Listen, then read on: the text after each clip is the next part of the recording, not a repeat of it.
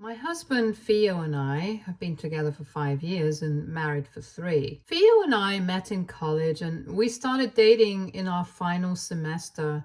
And since then, we had been together. We have had a fairly normal relationship with ups and downs like any other couple. Recently, after our third marriage anniversary, he told me that he wanted to start trying for a baby because he thought that it was the right time to start a family. And he was right. We were both in pretty great places career-wise. We're in our mid-20s and have already been together for quite a long time, so it's a pretty good time to have a baby. I agreed, and after trying for a couple of months, I finally got pregnant 2 months ago. I was overjoyed, and he seemed happy as well, but it wasn't until a week ago that I found out that it was all for show. Until now, the only people who know about the pregnancy are our families and a couple of close friends, but we haven't made any announcement yet. So last week, when I saw a notification on his phone from a coworker asking if he was really fine with the pregnancy, it caught my interest. Because Theo himself had told me that he wanted to keep the pregnancy under wraps for a couple of months. So I didn't know why he had spoken to his coworker about it. And he was on his phone when he received that message. So I could have just asked him about it, but I had a gut feeling that he wouldn't tell me the truth. So later that night, I decided to go through his phone. I had to snoop because it was just my gut feeling that told me that I confronted him about it. I was never going to get a straight answer, and he might even delete all the messages, so I never would have been able to find out either. And I'm so glad that I decided to go through his phone secretly instead of just confronting him because of the things that I found in that conversation with his coworker. And I'm pretty sure he never would have confessed to it himself if I didn't already know the truth. I had to scroll up quite a lot to find out the context, but here's the deal. Theo had been talking to one of his coworkers about a new employee who had joined recently, and they had become quite close friends since he had been training her. Let's call this woman Natasha. And Natasha happens to be quite attractive since I met her at a party and I did not suspect anything off, because my husband's behavior with her had been quite cordial at the party. They seemed to be good friends and nothing more, so I had no reason to doubt him. But after reading the text he had sent his friend from work, realized that he was just putting on a front so that I wouldn't suspect anything. But in reality, he was quite attracted to her, and he had talked about it to his friend in detail. It was quite gross because he had said things like he couldn't stop thinking about her even when he was with me, and even though they hadn't exactly done anything yet, he had confessed that he wouldn't be against the idea if she tried to make a move on him. And if you think that that's the worst thing that he could have said, it actually gets even worse.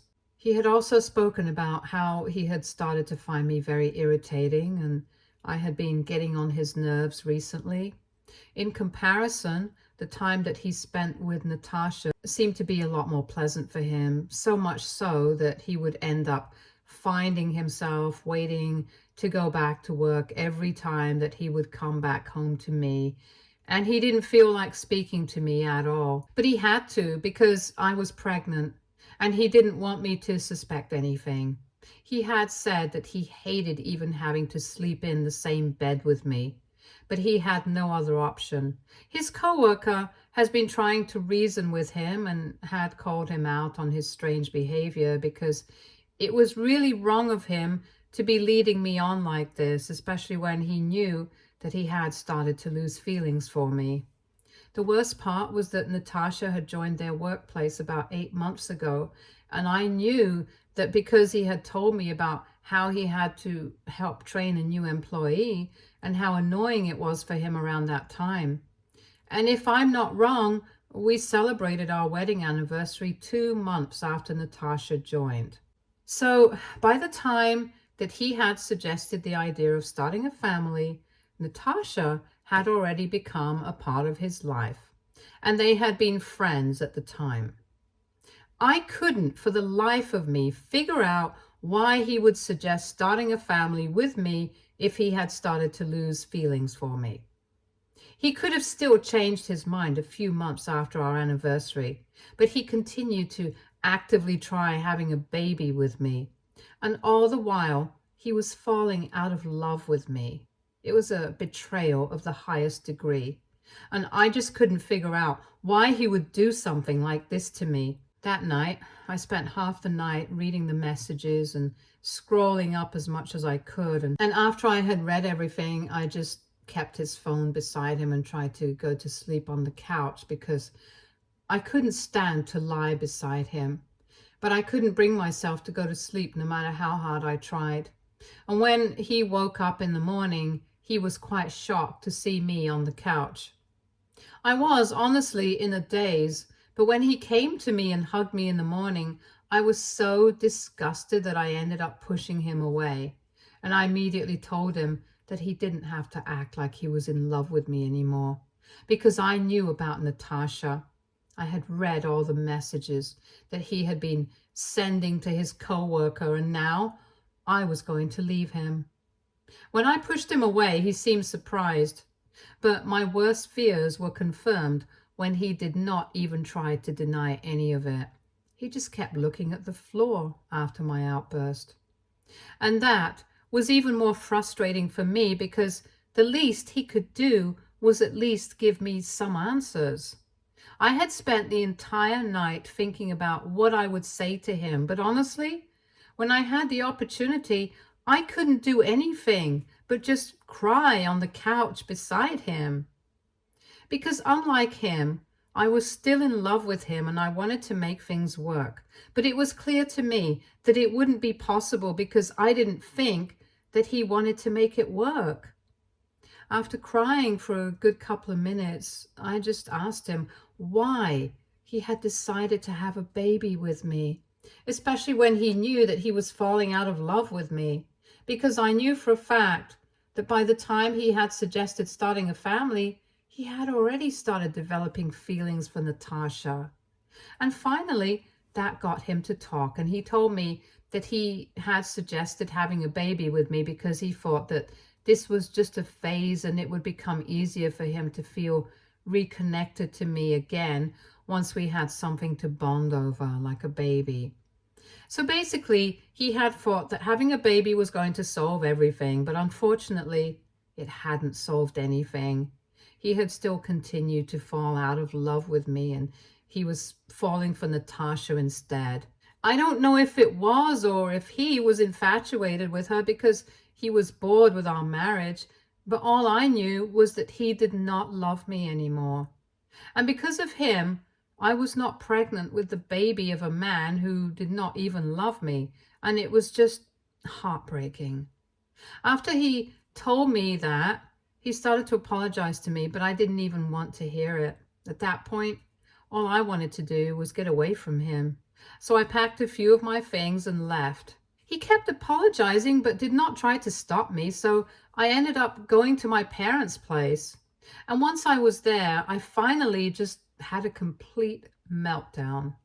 I told them everything about what I had found on his phone, what he had said, and I told them I did not want to go back to him. My dad was furious, but he kept his temper under control, and he told me that I was going to be living with them now, and whatever I needed to be brought back from my place, he would get it for me.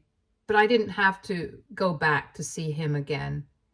My mother called up my uncle, who has a law firm, and asked him to put me in touch with a competent divorce attorney as quickly as he could so we could start the legal proceedings because there was no going back after this.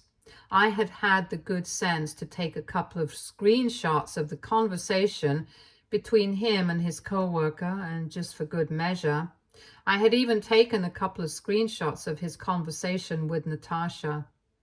Although I have to admit, His conversation with his coworker was a lot more incriminating than his chats with Natasha, because even though he would flirt with her occasionally and she would flirt back, they never took it too far and mostly talked about work, but there's no telling what they got up to in person. Either way, I was not mad about whatever had or had not happened with Natasha. I was upset because he had actually said that he wouldn't be against the idea of cheating on me if Natasha wanted to make a move on him. And I didn't even care if it was a hypothetical situation. It was bad enough that he was even considering it. For me, that was as good as actually cheating on me. And let's not forget the fact that he had also talked a bunch of crap about me. Like how he had started to find me annoying and how he had been pretending to be in love with me and suggested that we have a baby because he thought that that would be the solution to all our problems. Basically, everything that he had done was unforgivable, and I had no intention of going back to him, but neither did I have any intention of giving up the baby or terminating my pregnancy just because the dad had turned out to be a jerk. I was ready to be a mother, with or without a husband. So along with the divorce, I also decided I was going to file for full custody of my child, at least until my baby was old enough to be left alone with his father. Worst comes to worst, I would agree to visiting rights, but there was no way that I was going to let him have partial custody. And these are the terms that I told my divorce lawyer, so he could start the process, prepare the paperwork, and file for the divorce and custody of my child. If you ask me, I thought I had been more than fair, because it's not like I had asked for any alimony, since I was also a working woman and I made the same kind of money that he did. Neither did I ask for any settlement money. I just wanted a fair and equal division of all our joint assets. The only thing that I was demanding was child support, because whether he liked it or not, it had been his idea to have a baby, even though he had already fallen out of love with me at that point. And it was just a last-ditch attempt by him to find a point of commonality so we could still be together, because he was too much of a coward to be honest with me and himself. He definitely owed me child support. And in my opinion, the terms of the divorce were completely fair. I had blocked him the day that I left home, and within a couple of days of that, he had been served. That had been around 2 days ago, and since then, his family had been blowing up my phone with calls and texts, begging me to come back. I guess by now, both his parents and his siblings have found out what he had been up to. Strangely enough, he told them what had really happened, and even more strangely, they think that it's still reasonable enough to ask me to come back to him.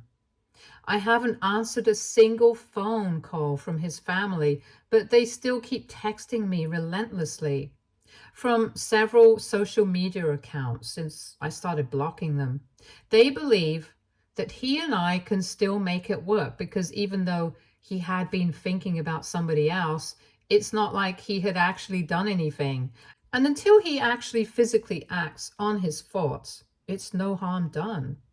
I don't think they understand the concept of emotional cheating, but it's not my responsibility to explain it to them, so I haven't said anything about it. I know for a fact that no matter how hard they try to convince me, it's not going to work, and I'm definitely not going back to him. But the only reason that I'm here right now, doubting myself, is because they think that even if I don't come back to him, it's still unfair of me to demand full custody of the child, because he wants to be a father as well, and the child is not mine to claim.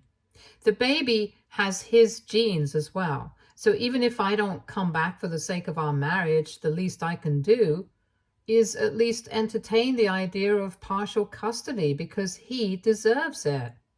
And right now, I'm in a dilemma about whether I should actually consider it or not, or whether I should stick to my demand for full custody.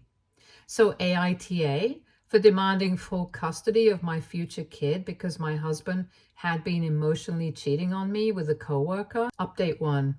Hi, so I have spoken to my parents about what my in-laws have been saying, and they have told me that it's my body, my baby, and at the end of the day, it has to be my decision what I want to do. Besides, it's Theo who screwed up, not me. So if somebody has to make any sacrifices, it has to be him. If they want to contest my decision for full custody, they are definitely free to do so. I'm not going to stop them or try to argue with them, but it has to be fought out in court. And I'm not going to allow them to make me feel guilty about what my gut says. I believe that it would be better for the baby to spend the initial few years only with me. And I don't think that at the moment I will be fine with co-parenting my child with Theo. I absolutely hate him right now, and I can't even stand the sight of him. So co-parenting is out of the question, and that's why I have decided that I want full custody. But of course, we are going to have to speak to a mediator first. And if we are not able to come to a conclusion there, this is going to go to family court. I think that's the only fair way of deciding what's right. I think they should let the legal proceedings take their course and then we'll see what happens. That's what I texted them, so they would stop bothering me relentlessly, because honestly, his parents and his siblings, his 2 older sisters, have no business telling me what's right for my baby and what's not. I had a normal civil relationship with his family for so long, but if they're going to pretend I'm the bad guy for wanting to leave him, I don't want anything to do with them. And I definitely don't need advice about marriage or kids from them because they decided to support Theo.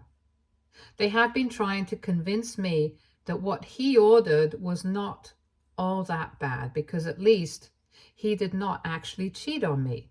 Like I said, it's not my responsibility to explain to them that emotional cheating is still cheating.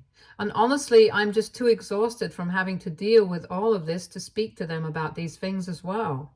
I just want them all to leave me alone, if I'm being honest, and the only reason that I responded to them with my message. I also told them that the way they have been harassing me online by texting me constantly from various accounts, even after they've been blocked, only reflects badly on them when this goes to family court, because I'm definitely going to be bringing it up. I don't know if it's going to stop them from texting me again and again, because it's only been a couple of hours since I sent that message.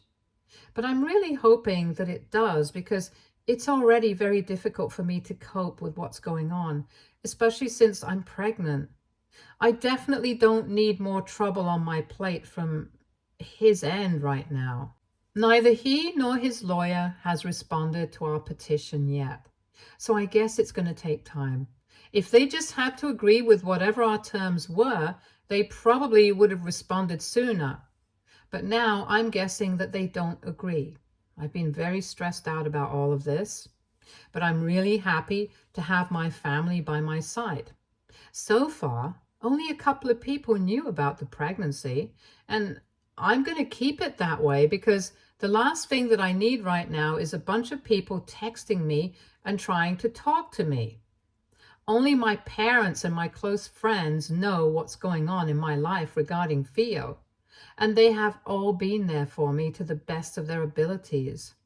It has been a little over a week since I left home, and a couple of days ago, I told my dad that I wanted to go back to bring everything that I had left and wasn't able to pack before I left. But true to his words, he told me that I didn't need to go back and see Theo. He was going to get it all done for me. So he and a couple of my friends went over to Theo's place this weekend, since we knew that he was going to be home. They managed to get all the stuff back to me without any trouble, and my friends told me that Theo steered clear of them the entire time they were there, as if he was scared of what they were going to say or how they were going to behave with him. Lucky for him, my dad and my friends did not even acknowledge his existence while they were there. They were only there to collect my things, and once that was done, they left. I asked my friends if he had been acting any differently because we were really curious to know how this was affecting him, and they told me that he had only been around them for a couple of minutes and he just seemed tired. Apparently, it was very clear from the way he had completely given up on his appearance that he was not doing great right now. He had bags under his eyes and he hadn't shaved for quite a couple of days, having been with him for almost 5 years. I know that he takes great care of his appearance. So I know that he is not doing well, and I don't know how to feel about it. But I'm trying not to think about it at all because it's only going to hurt me. Whatever has happened cannot be undone, and I have to look out for the future now. Update 2. So Theo and his lawyer finally responded to her petition, and surprisingly, they are not only contesting my demand for full custody of our child, but they are also contesting the divorce itself as well. I will be honest, I definitely expected him to contest the custody, but I really didn't think there was any reason for him to contest the divorce. After all, I thought that that's what both of us wanted. He had started to fall out of love with me and had even claimed that if Natasha tried to start something with him, he would be open to it. Obviously, that meant that he was no longer interested in being with me anymore, and after being betrayed like this, I was not feeling very inclined to continue our marriage either. So if neither of us wanted to be with each other, that obviously meant that the only way out was getting a divorce. I thought it was a relatively straightforward solution, but I don't think that's what he wants. I know that he's not doing this because he's still in love with me. He's definitely doing this because he wants it to be easier to get custody of his child. It was probably his family's, because if he had still been in love with me, he would have at least tried to contact me or to apologize. I'm not saying that I would have accepted or would have gone back to him, but that's literally the least that he could have done. And honestly, contesting the divorce is just going to be a waste of both our time, because I don't think there's any court in the world that is going to be able to force me to stay with him. And I don't think that's how it works either. All it's going to achieve is just making the process of getting a divorce longer and more expensive. And I don't know what he's hoping to gain from that, but I can assure everyone that it's not going to work.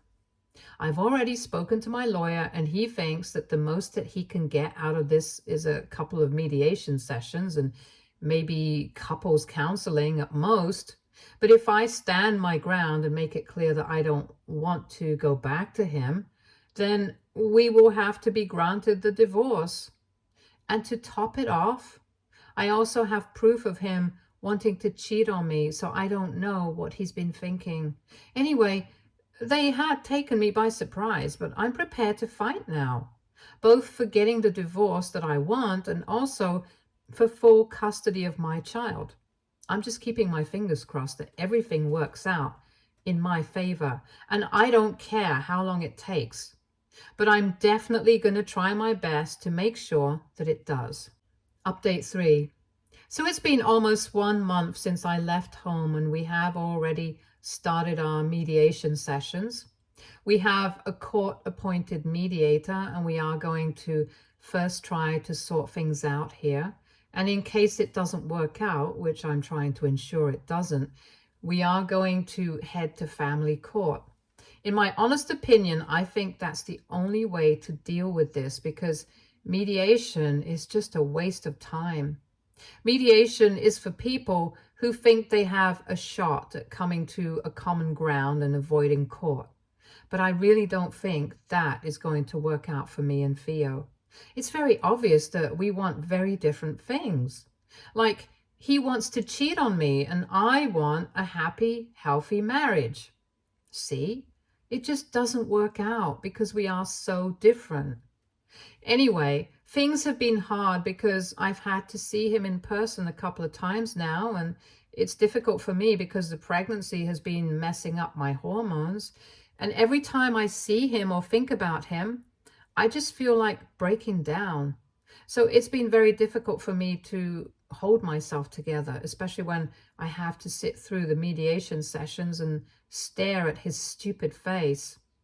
I've tried my best to keep my cool because that's what my lawyer has advised me, and that's what I've been sticking to. He would try to avoid even looking at me during the first couple of sessions, and that suited me just fine. But recently, he had started trying to at least talk to me, but then we had to terminate those sessions early because I didn't want him to address immediately. And I only wanted him to speak to me through my lawyer. The last time that we had a mediation session, a couple of days ago, he kept quiet throughout the session, and yet another day was wasted. But while I was leaving, he stopped me in my tracks and told me that he wanted to speak to me in person. I tried to dodge him and leave, but he just kept standing in my way and told me that he just wanted to apologize for everything and that he really didn't want things to end this way. It was just exasperating. So I told him that if he really was apologetic for everything, then he could show me that he was sorry by accepting my terms of the divorce and the custody arrangement and leaving me alone. That's the only way that I would accept his apology. And if he wasn't ready to do that, then he should at least just let this go to court instead of wasting my time and money. Then I pushed him aside and I went back to my car and made sure to mention what just happened to my lawyer as well. A few days have passed since then, and today my lawyer told me that he had received an email from Theo saying that he was ready to accept the terms of the divorce, but he wanted partial custody of our child when our baby was born. So now I'm going to have to think about what I want and decide if that's a deal worth my time or not. But I'm glad that at least he has put this option on the table because I'm sick of fighting. I just want to be done with this. So who knows, maybe this is a good thing. Update 4. Hi, it's been a few weeks since I last posted, and I've been quite busy since I've gotten along and there were a few complications regarding the pregnancy, but they're all sorted out now. Anyway, my lawyer and I decided that we were going to agree to his terms. He gets partial custody and we go through with the divorce.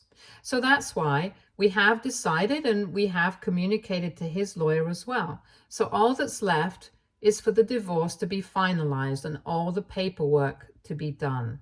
Then we stick to the arrangement that we have decided. It's a fair enough deal, and honestly, I just wanted everything to be over. He reached out to me shortly after my lawyer contacted him and told him that I was willing to agree to his terms and send me an email thanking me for everything.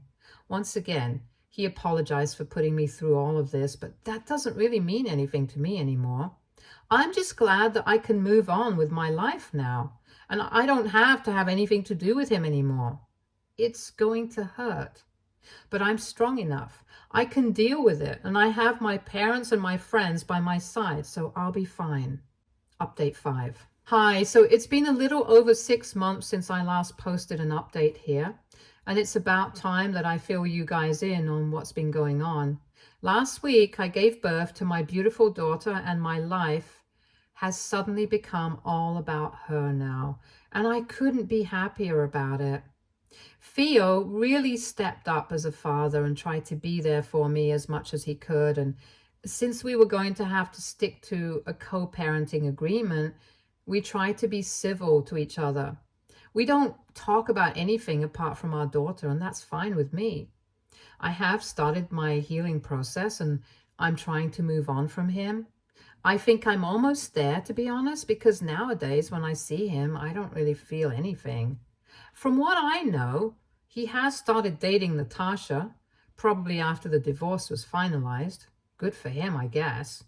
Right now, dating is off the table for me. I just want to be a good mother to my daughter, and I'm completely devoted to that one job. Theo and I are still trying to figure out a way to make sure that both of us get equal time with her. But until then, he's going to have to keep visiting me at my parents' place if he wants to see his daughter. My parents have been kind enough to open up their home to him and his family because all of them want to see her, and we're all trying to keep it civil for her sake. Hopefully, someday in the future, things will be okay, but for now, this is good enough for me. Stay tuned for more stories from our girl relationships.